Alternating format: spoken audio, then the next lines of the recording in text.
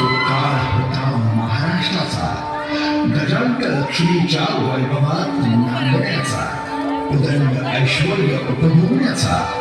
महाराष्ट्र सर्वतोकलेचा परिमळ, विद्येचा सुगंध पराक्रमात दरवळत होता. महाराष्ट्राला परंपरा लाभली ती सम्राट शातवाहनांच्या पराक्रमाची. महाराष्ट्र धर्म, शास्त्र, तत्वज्ञान, कला, विद्या या बहुअंगाने विकसित होता. शूर, वीर, कवी, राजे, पंडित, संत, थोर, स्त्रिया सगळे सौख्याने आनंदत होते. दिशा दिशा मंगलमय झाल्या होत्या. जगदंबेने रयतेची प्रार्थना ऐकली आणि गोड वाजण्याची कुळकुळ सगळ्यांनाच लागली.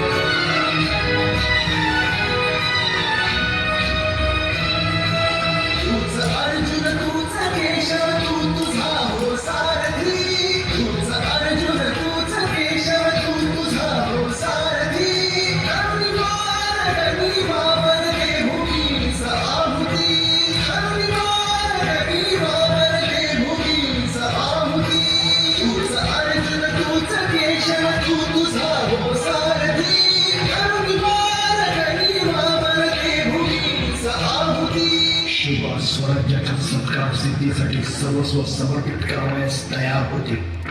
सो पराक्रमाने स्वतःची दौलत संपादण्याचे त्यांचे स्वप्न होते. नसातून ज्वलंत स्वाभिमान दौलत होता. जीवाला जीव लावणारे साथीदार शिवरायाने जोडले. गरीब पराक्रमी मावळ्यांना हेरले. त्यांना आपल्या अंतःकरणात स्थान दिले. असे कितीतरी सवंगडी शिवरायांच्या इशाऱ्यावर प्राण देण्यास तयार होते. सर्व मावळ्यांना एकत्र करून रायरेश्वराच्या डोंगरावरती शिवबाने स्वराज्य स्थापनेची शपथ घेतली. आम्ही मराठी यवनांची पीडा नष्ट करण्यासाठी हिंदवी स्वराज्य स्थापन करीत आहोत.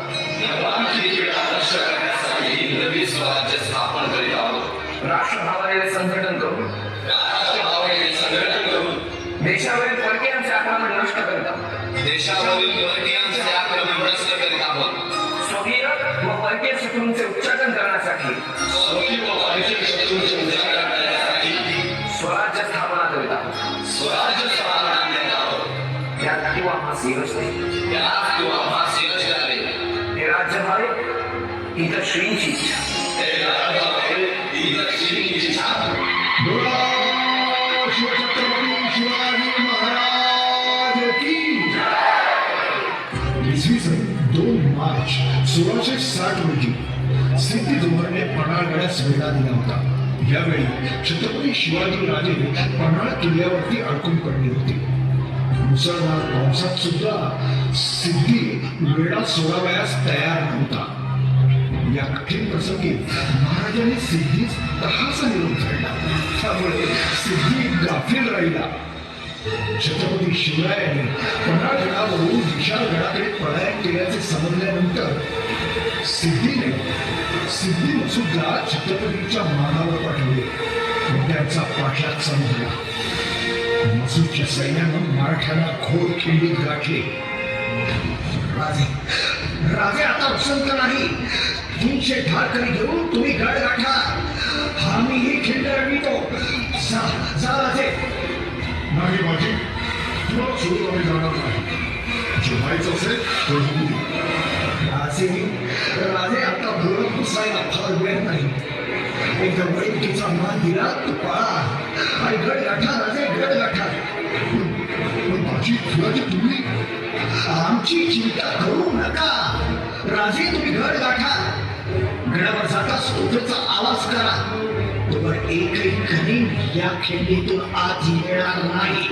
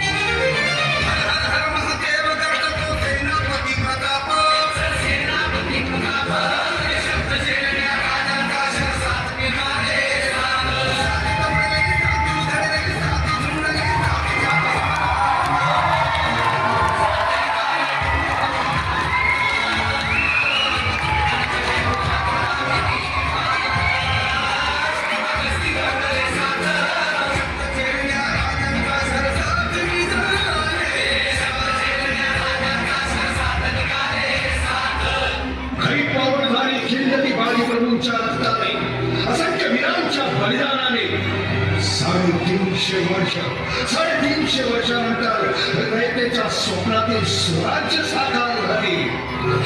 आणि अशा रयतेच्या राजाचा